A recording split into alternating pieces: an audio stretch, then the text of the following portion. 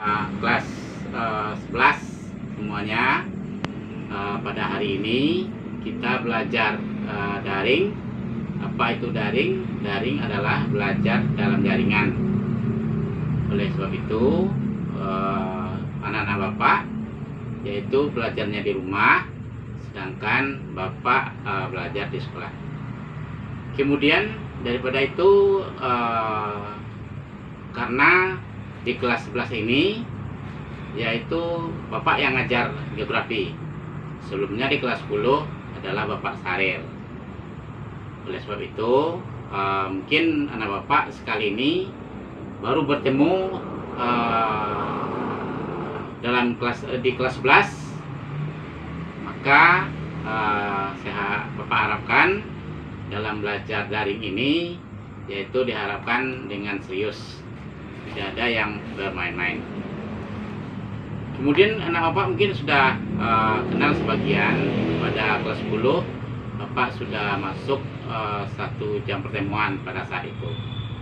Oke, langsung saja kita masuk materi, yaitu bab 1, yaitu tentang posisi strategis Indonesia sebagai poros maritim dunia. Jadi materi kita hari ini yaitu letak, luas, dan batas wilayah Indonesia. Yang pertama kita bahas dulu yaitu letak wilayah Indonesia.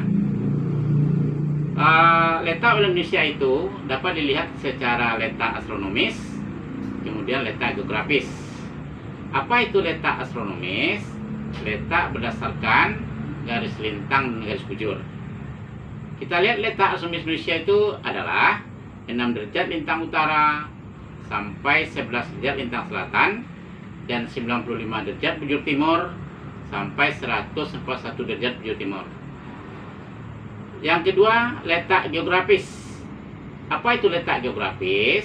Letak geografis adalah letak berdasarkan suatu negara berdasarkan kenyataan atau yang sebenarnya di lapangan. Saya ulang kembali. Letak geografis adalah letak suatu wilayah atau negara berdasarkan kenyataan atau yang sebenarnya di lapangan. Jadi kalau kita lihat letak geografis Indonesia terletak di antara 2 benua, yaitu benua Asia dan benua Australia. Dan terletak di antara 2 samudra, yaitu Samudra Pasifik dan Samudra Hindia. Itulah merupakan tentang letak. Kemudian yang kedua, luas wilayah Indonesia. Jadi kalau kita lihat luas wilayah Indonesia itu ada luas daratan, ada luas perairan. Luas daratan Indonesia itu lebih kurang 1.922.570 km persegi sangka. Sedangkan luas perairan Indonesia itu lebih kurang 3.257.483 km persegi sangka. Sedangkan jumlah pulau yang ada di Indonesia lebih kurang 13.466 pulau. Kemudian Indonesia mempunyai garis pantai terpanjang di dunia, yaitu lebih kurang 99.030 km. Oke, itu tentang luas wilayah Indonesia. Kita lanjut. Yang ketiganya, batas wilayah Indonesia. Menurut hukum laut internasional, yaitu UNCLOS, terdiri dari beberapa batas laut. Yang pertama, laut teritorial, yaitu sejauh 12 mil laut. Yang kedua, zona ekonomi eksklusif, sejauh 200 mil laut. Yang ketiga, landas kontinen, sejauh 350 mil laut. Kemudian ada zona tambahannya sejauh 24 mil laut. Itu tentang batas wilayah Indonesia menurut hukum laut UNCLOS. Kemudian berlanjut, pengaruh letak geografis. Jadi pengaruh letak geografis Indonesia itu ada di bidang sosial, ada di bidang ekonomi, ada di bidang budaya. Yang pertama kita lihat dulu di bidang sosial.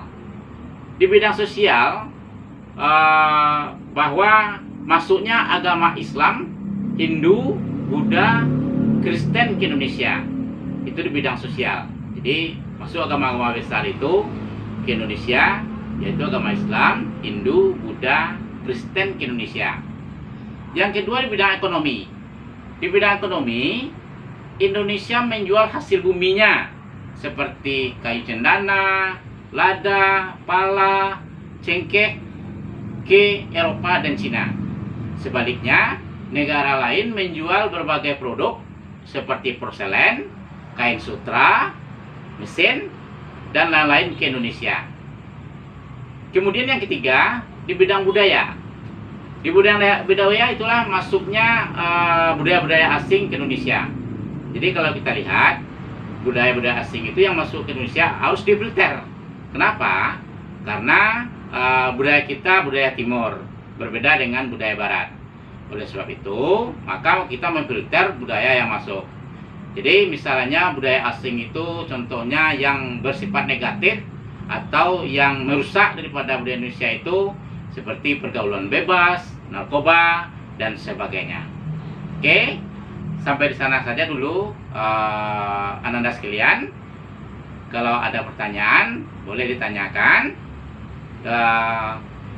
Dan hari ini sampai di sana materi kita ujian materi hari ini Pak sudahkan. Selamat pagi. Assalamualaikum warahmatullahi wabarakatuh.